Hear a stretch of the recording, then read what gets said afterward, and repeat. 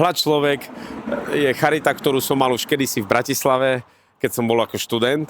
A preniesol som si ten názov sem, pretože sa mi veľmi pozdáva. Je to z časti Jánovho evanjelia, kedy Pilát vyvedie von Ježiša úplne zbičovaného, zmasakrovaného a povie: hľa človek.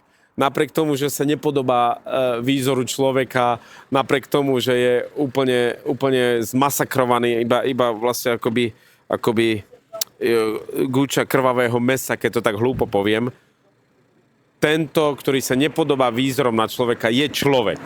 A to nám má pripomínať všetkých týchto ľudí, ktorí sú chudobní a ktorí sú za hranicou chudoby a ktorí sú možno, že aj životne deprimovaní, úplne vyprahnutí a chodia po povrchu, že napriek všetkému, čo vidíme, napriek ich správaniu, napriek ich závislostiam, proste sú to ľudia.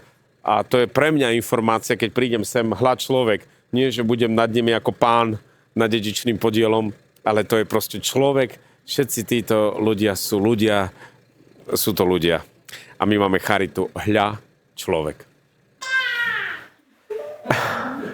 Dicsértessék a Jézus Kristus.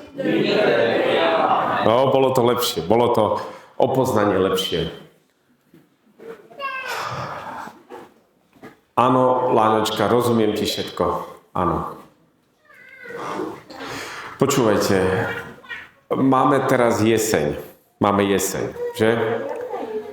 Máme veľmi peknú jeseň. Všade to hrá farbami, všetko je krásne, slnko nás prehrieva, ráno je zima, ale cez deň môžeme chodiť v krátkych rukávoch. Rozumiete mi?